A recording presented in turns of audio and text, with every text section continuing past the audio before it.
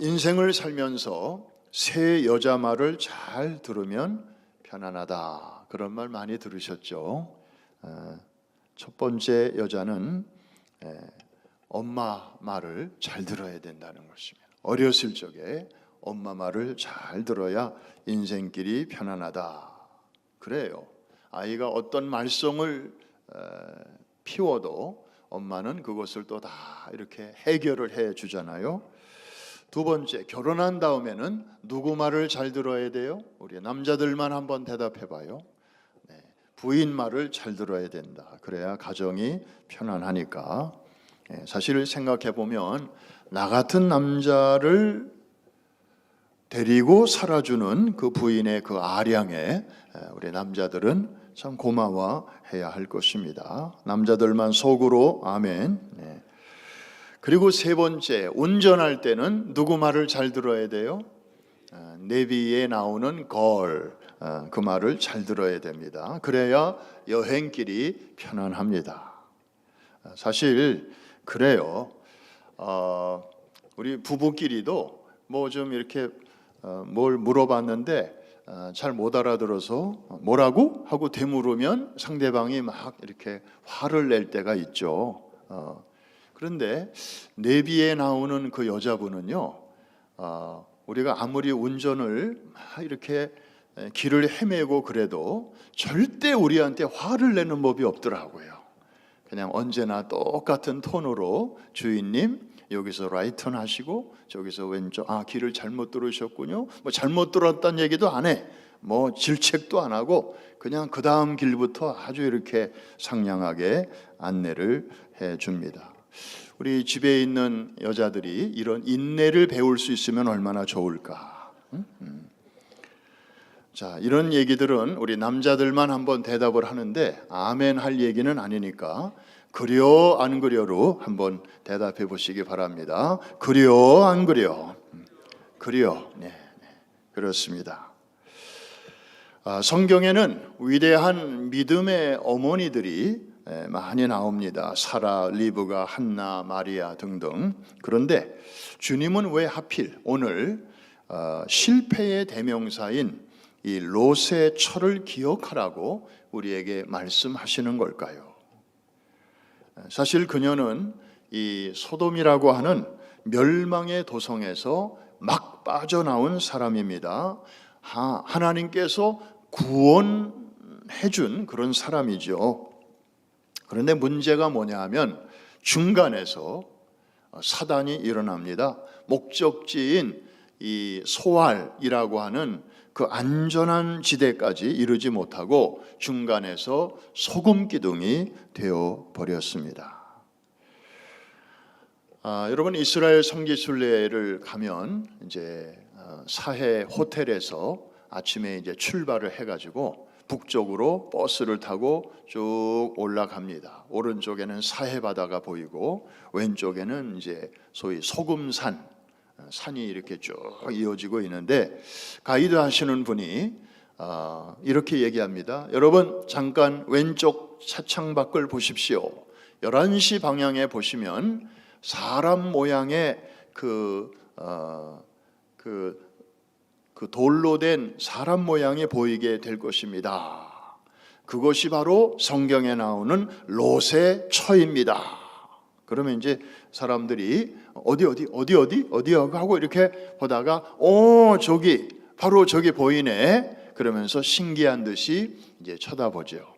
멀리서 보니까 사람 얼굴이 있고 몸통이 있고 그렇게 보이죠. 그러면서 이제 가이드 하시는 분이 꼭 맨 밑에 토를 하나 달긴 답니다. 그런데 저것이 꼭 롯의 철하고로는 단정할 수는 없지만 이렇게 토를 답니다마는, 자, 멀리서 보면 정말 사람 모양으로 보입니다. 여러분, 저 소금 기둥은 멀리서 보면 살아있는 사람처럼 보이지만은 한 발자국도 움직이는 법이 없습니다. 10년 전에도 저 모습이었고 작년에도 저 모습이었고 아마 내년에도 저 모습일 것입니다. 우리가 교회 생활, 신앙 생활을 하면서 어쩌면 저 소금 기둥의 모습이 우리 안에 있을 수 있습니다. 예배 때 은혜도 받고 도전도 받습니다.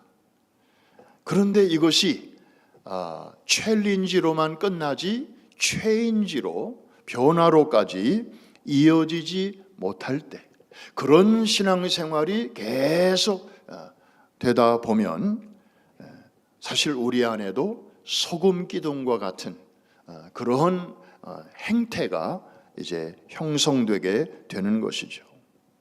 10년 전이나 지금이나 영적 성장이 멈춰버린 모습, 이게 바로 영적인 소금 기둥입니다. 오늘 이 본문의 스토리는 예수님의 그 말씀인데, 종말론적인 컨텍스트를 배경으로 해서 우리가 이 마지막 때 어떻게 살아가야 할 것인가를 일깨워 주시는 그런 말씀인데, 오늘 이 말씀을 통해서 여기 서 있는 저를 포함해서 우리의 영혼이 지금 어디쯤 있으며 또 어디를 바라보고 있는지를 한번 점검해 볼 수 있기를 바랍니다. 자, 롯의 아내가 이렇게 소금 기둥이 된 이유가 무엇인가 이렇게 물어보면 많은 사람들이 중간에서 뒤를 돌아보았기 때문에 이렇게 대답을 합니다. 맞습니다. 사실 하나님께서는 분명하게 행동 지침을 롯의 가족들에게 주셨습니다. 뒤를 돌아보지도 말고 중간에 머물지도 말고 앞을 향해서 계속 전진하라고 말씀하셨어요. 한번 창세기에 나오는 내용이니까 한번 확인해 볼까요? 우리 17절 말씀입니다. 시작. 그 사람들이 그들을 밖으로 이끌어낸 후에 이르되 도망하여 생명을 보존하라. 돌아보거나 들에 머물지 말고 산으로 도망하여 멸망함을 면하라. 더 이상 더 구체적으로 이 도피 요령에 대해서 말씀하실 수 없을 정도로 아주 선명하게 말씀하셨습니다. 그런데 뒤를 돌아본 것이죠. 자, 뒤를 돌아보았다고 하는 것은 어떤 의미가 있을까요? 단순한 호기심이 아니었죠. 소돔에 두고 나온 많은 것들이 너무나 아쉽고 미련이 남았기 때문이죠. 화려한 집도 있고, 그 다음에 값비싼 보석들도 있고, 시간적인 여유가 좀 있었더라면 이것저것 다 챙겨 나왔을 텐데, 오늘 이 창세기 본문을 보면 천사들이 식구들을 아주 급하게 팔을 붙잡고 끄집어내었다고 했으니까 아마 그런 거를 챙길 여유가 없었을 것입니다. 그 다음에 각종 명품 옷가지들도 많이 있었을 것이고, 그리고 무엇보다도 그 소돔에서의 그 안락한 생활, 거기에 맛집도 많이 있었을 테니까 오늘은 이 집 가고 내일은 저 집 가고, 그 다음에 그래서 맛있는 음식을 먹고, 그 다음에 식후에는 또 근사한 카페에 가서 또 이렇게 라떼도 주문하고 그 아주 멋있는 음악을 들으면서 그렇게 즐기고 있었던 그 소돔에서의 아주 안락한 생활, 그런 것에 대한 미련 왜 없었겠습니까? 비록 그녀의 몸은 천사의 손에 의해서 성 바깥으로 나왔지만 그녀의 마음은 여전히 성 안에 머물러 있었던 것이죠.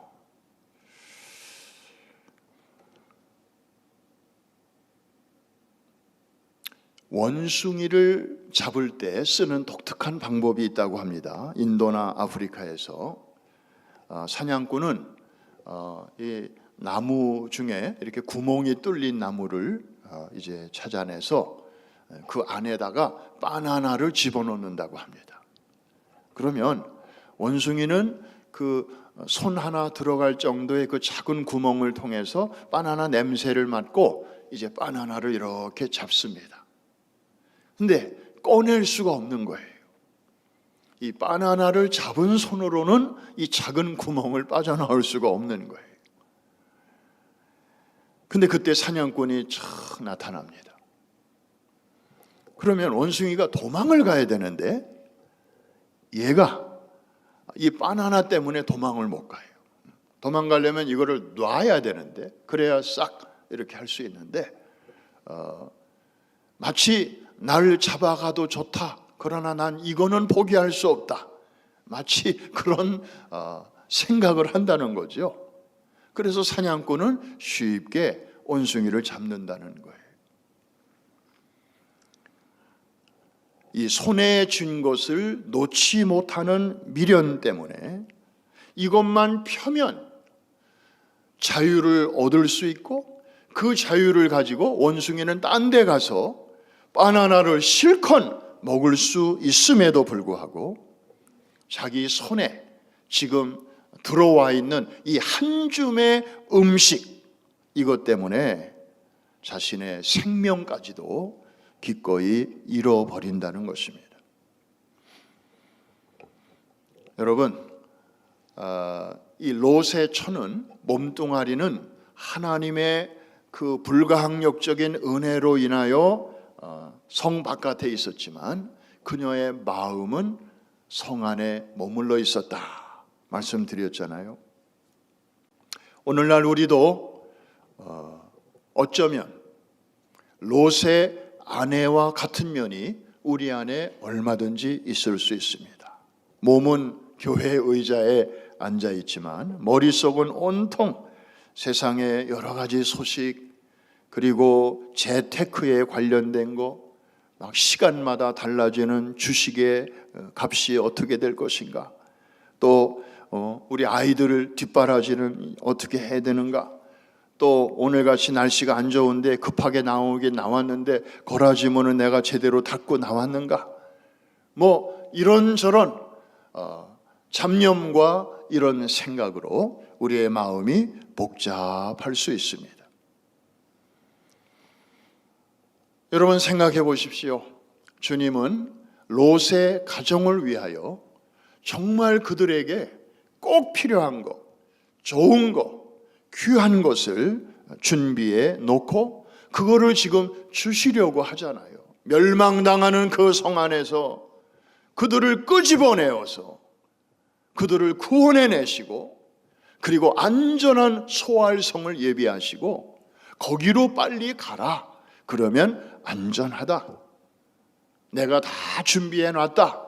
이렇게 인도를 하고 계신데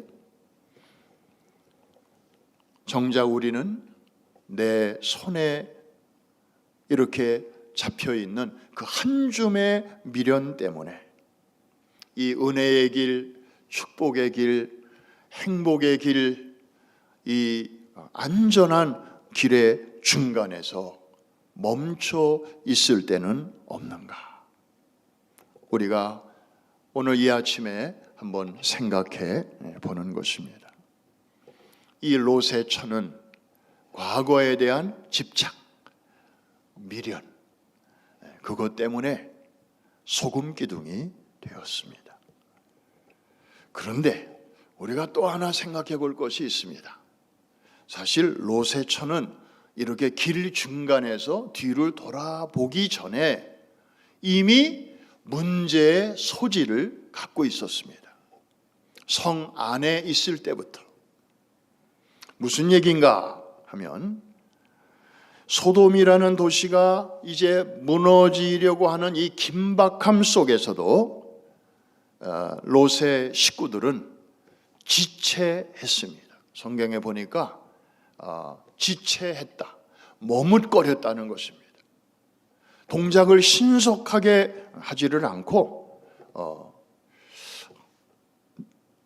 내가 뭘 해야 되지? 이것도 챙겨야 되고 저것도 해야 되고 그러면서 쓸데없이 거기서 시간을 많이 보내고 있었습니다. 창세기 19장을 잘 읽어보면 천사들은 그 가족들의 손을 잡아서 끌어낼 정도로 굉장히 아주 급하게 행동을 했습니다. 영어 성경에 보니까 hastened라고 돼 있어요. 그런데 정작 이 롯의 가족들은 they lingered. 그냥 우물쭈물 머뭇머뭇하면서 빨리 동작을 취하지 않고 있는 그런 아주 대조적인 모습이었습니다. 오죽하면 천사들이 그들의 팔목을 잡아서 끌어내지 않았습니까? 그러니까 왜 지체했을까? 왜 머뭇거렸을까? 그의 사위들은요, 이 심판에 대한 소식을 농담으로 여겼다 그랬으니까 아마 그 집안에 그런 분위기가 좀 있었을 것입니다. 한마디로 설마 그럴 리가 있겠어. 이제 그런 좀 안일한 그런 생각이 그들을 굼뜨게 했을 수도 있습니다. 그런데 더 중요한 이유가 있다면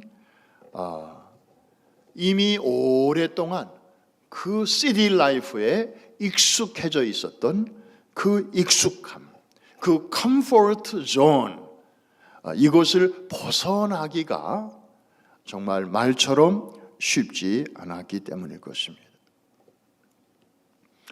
여러분, 오늘은 이렇게 의자가 널널합니다마는 과거에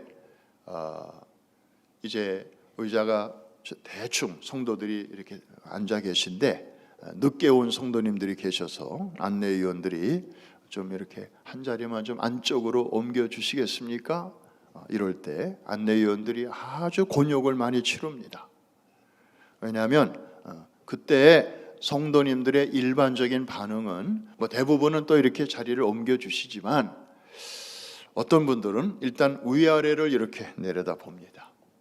안내하시는 분들의 안내위원의 위아래를 이렇게 보고, 그리고 이 자리는 창세전부터 내 자리야. 여기는 나 이 성전 지을 때부터 여기 앉았어.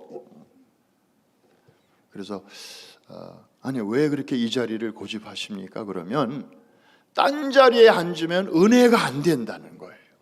이 자리에 앉아야만이 정말 찬송도 은혜가 되고 설교도 은혜가 되고 뭐든지 다 은혜가 된다는 거예요. 딴 자리에 앉아봤는데 이 자리만한 은혜가 없다는. 그래서 하나님은 어디에 앉아도 다 이렇게 은혜를 주시는데 하나님에게 문제가 있는 게 아니라 이분에게 문제가 있는데 이것은 익숙함에 이분이 이렇게 중독되어 있어서 그렇다. 그런 생각을 하게 됐어요. 이해가 되시면 아멘.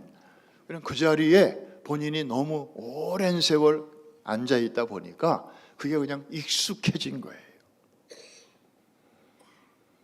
여러분, 롯의 처가 이제 조금 이해가 되실 거예요. 교회 안에서 한 자리 옆으로 옮기는 것도 이렇게 쉽지 않은데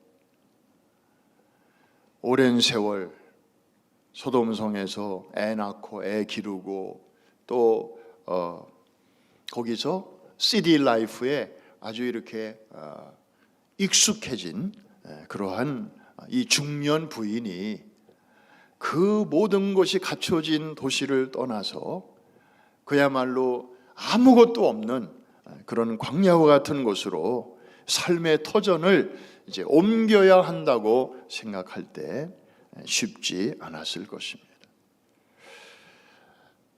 우리에게도 이 익숙함의 함정이 있습니다.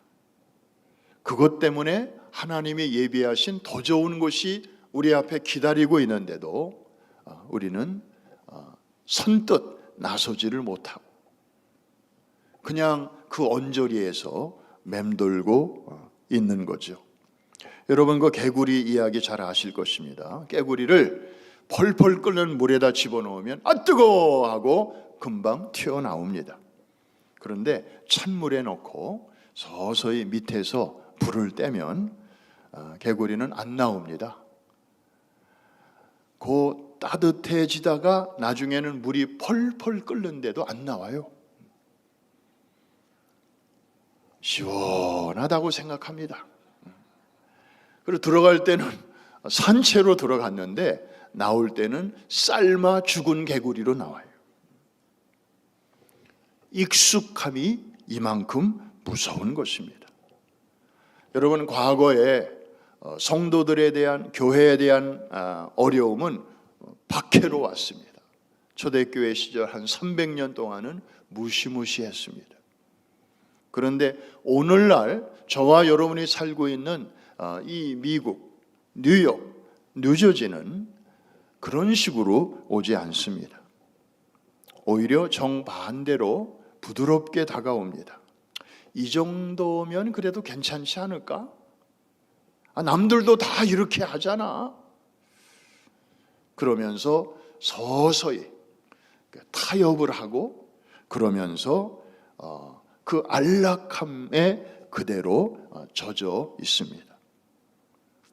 롯의 처의 비극은 그 컴포트 존, 여기에 중독되어서 머뭇거렸다는 거, 그리고 길을 가다가도 결국에는 뒤를 돌아보았다는 거, 그래서 결국에는 다가오는 심판의 불길을 제대로 보지 못했다는 것입니다. 그래서 지체하였다. 뒤를 돌아보기 전에 이미 심리적으로 그런 문제가 있었다는 것입니다. 오늘날에도 우리 성도님들에게 이제 교회 봉사 좀 하셔야죠. 그러면 예, 해야죠. 그런데 금년에는 좀 바빠서 내년부터 좀 하겠습니다. 이 30대는 바빠요. 40대는 자녀 때문에 또 뒷바라지 해야 되고, 50대 이상은 이제 건강 문제, 또 노후 문제 때문에 이렇게 지체하면서 어떤 신앙적인 결단을 미루기가 쉽습니다. 성서대학 하셔야죠. 예, 해야죠. 근데 이번에는 좀 어렵습니다. 에클레시아 다녀오셨나요? 아직 안 갔다 왔는데요. 다음에 꼭 하겠습니다. 선교 좀 갑시다. 그러면 당연히 가야죠. 예, 제가 지금 하고 있는 일만 조금 맞춰 놓으면 제가 하겠습니다. 저마다 다 이런 일 저런 일 바쁜 일들이 많습니다. 그러다가 다음이라도 하면 좋은데, 그러다가 하다가 그 기회마저 놓친다면 얼마나 후회 막급한 일이겠습니까? 혹시나 여러분의 삶 속에서 정말 하나님께 나아가는, 그리고 그 축복의 길로 중심부로 들어가는 그 길목에서 여러분을 가로막고 있는, 여러분을 지체하게 만드는 그런 것이 사람마다 있을 텐데, 여러분은 그게 무엇인지 우리가 알 필요가 있습니다. 다른 사람이 대신 알려줄 수는 없어요. 바로 여러분들이 찾아내야 하는 것입니다. 아직 새해입니다. 아직 기회가 있습니다. 그것을 빨리 찾아내어 해결할 때 우리 앞에는 진정한 새로운 날이 펼쳐지게 될 것입니다. 할렐루야. 마지막으로 이 이야기 하나 하고 오늘 말씀을 마치려고 합니다. 어느 안개가 심하게 낀 밤인데 술에 취한 한 사람이 강가에서 배를 타고 이제 강 건너편에 있는 집으로 이제 가고 있습니다. 한참 동안 땀을 흘리면서 노를 저었습니다. 조금만 더 가면 이 반대편 기슭에 곧 도착하겠다, 이제 감으로 생각한 거죠. 자주 왔다 갔다 하는 길이니까. 그런데 마침내 안개가 이렇게 걷히고 날이 밝아서 보니까 그 배가 어젯밤에 출발했던 그 자리에 그대로 있었습니다. 자기는 열심히 노를 저었는데 알고 보니까 이 배를 묶어둔 밧줄을 풀지를 않았다는 것입니다. 그리고 밤새 노만 저었던 것이죠. 애는 썼지만 나중에 보니까 그냥 그 자리 머물러 있었던 것입니다. 여러분, 우리도 마찬가지예요. 신앙생활을 열심히 하는 것 같지만 영적으로 이렇게 전진하지 못하는, 좀 성장하지 못하는 그런 경우가 종종 있습니다. 왜 그럴까? 그 이유를 살펴보면 이런저런 다른 이유들이 많이 있을 수 있겠지만은 그 중에 하나가 마음의 밧줄을 풀지 못하고 있기 때문에, 이게 여전히 묶여진 채로, 그러면서 열심히 노만 저었기 때문에. 마음의 밧줄은 과연 뭘 의미하는 것입니까? 과거에 누군가로부터, 어떤 일로부터 받았던 상처일 수도 있고요. 또 어떤 인간관계에서 오는 그런 아주 자기 마음을 이렇게 힘들게 하는 스트레스일 수도 있고요. 그리고 쉽게 떨쳐버리지 못하는 습관일 수도 있고요. 이게 정리가 안 된 상태에서 열심히 노를 젓지만 배가 이만큼쯤 와 있을 줄로 알았는데 나중에 보니까 여전히 그 자리. 얼마나 안타까운 일이겠습니까? 사랑하는 성도 여러분, 은혜로운 항해를 위해서는 과거의 밧줄을 과감하게 끊어내야 될 줄로 믿습니다. 그래야 진정한 새해를 맞이할 수 있는 것입니다. 여러분, 저는 12월 31일 날 떠오르는 태양과 1월 1일 날 떠오르는 태양을 한번 비교해 보았습니다. 제 눈에는 별다른 거 없던데요? 1월 1일 태양이라고 해서 뭔가 좀 색다를 줄 알았는데 아니에요. 똑같아요. 어떤 때는 달력을 방마다 걸어놓은 적도 있습니다. 거실에도 걸어놓고 화장실에까지 걸어놨어요. 새해 달력을 많이 걸어놓는다고 새해가 더 빨리 옵니까? 그렇지 않던데요. 진정한 새해는 과거에 힘들었던 일, 어려웠던 일, 주님 앞에, 사람 앞에 죄송했던 일, 이런 일들을 다 풀고 정리하고 그 밧줄을 풀고 그리고 맞이하는 시간이야말로 진정한 새날이고 그리고 진정한 새해가 되는 줄로 믿습니다. 그렇지 않고 맞이하는 새날은요, 그냥 어저께의 연장이에요. 그때 그 일만 생각하면 또다시 호흡이 가빠지고 마음의 평안이 깨지고 그 사람을 멀리서 보기만 해도 막 맥박이 빨라지고, 이렇다면 이 사람은 그 다음 날을 맞이해도 결국 때묻지 않은 새로운 날이 될 수가 없는 것입니다. 또 새해 달력을 걸어도 그것은 무근해의 연장일 뿐입니다.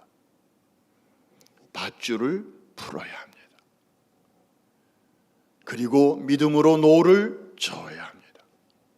그럴 때 여러분은 목적지에까지 잘 도착하게 될 것이고, 또 그곳에서 기다리고 있는 그러한 아름다운 일들을 여러분들이 경험할 수가 있습니다. 오늘이 참 그런 일을 하기에는 좋은 날입니다. 왜냐하면 오늘은 여러분의 남은 생애의 첫 번째 날이기 때문입니다. 거룩한 주의 날이기도 하고요. 아직 1월입니다. 오늘 1월의 마지막 주일인데 아직 새해의 기운이 우리를 감싸고 있는 이 1월의 마지막 주일. 비록 바깥 날씨는 저렇게 눈보라가 치고 길은 미끄럽고 그렇지만 이런 일을 하기에 오늘만큼 좋은 날은 없습니다. 결단할 수 있기를 바랍니다. 과거의 상처와 또 여러 종류의 미련과 그때 그 집을 샀어야 되는데, 그때 그 땅을 샀어야 되는데, 이런 그 과거의 후회와 미련과 그런 집착 다 이제 떨쳐 버려야 합니다. 십자가 아래 다 내려놓으시기를 바랍니다. 그리고 우리가 기억해야 할 것이 있습니다. 오늘 주님은 롯의 철을 기억하라고 말씀하십니다. 이것은 우리를 정죄하시려는 것이 아니고 오히려 우리를 살리시기 위하여 그 안전한 곳으로 우리를 안내하시고 우리를 그 축복의 길로 이끄시기 위한 우리 주님의 절박한 사랑의 부르심이 아니겠습니까? 롯의 철을 기억하라. 그 구원의 길, 생명의 길, 안전한 길, 행복의 길, 그 중간에서 뒤를 돌아보다가 그것을 빼앗긴 이 가련한 여인을 너희가 기억하라는 것입니다. 그런 의미에서 롯의 아내는 저 먼 옛날에 전설에나 나오는 그런 우리와 전혀 상관이 없는 그런 사람이 아닙니다. 오늘날 내 안에서 나도 모르게 꿈틀거리고 고개를 내미는 롯의 아내의 마음속에 있었던 것이 사실은 우리 안에도 얼마든지 있을 수 있습니다. 우리가 구원의 대열에 합류하긴 했지만 여전히 뒤의 것을 놓지 못하고 가끔씩 돌아보고 싶고 이제 뒤를 돌아보는 습관을 우리가 끊어내야 할 것입니다. 우리를 부르신 그 하나님의 은혜를 생각하면서 또 주님의 그 본심을 우리가 고마워하면서 이제 우리를 위해서 예비하신 그 안전한 곳, 새롭게 출발할 수 있는 그곳을 향해서 힘차게 달려나가는 우리 모두가 될 수 있기를 주님의 이름으로 축복합니다. 기도하겠습니다.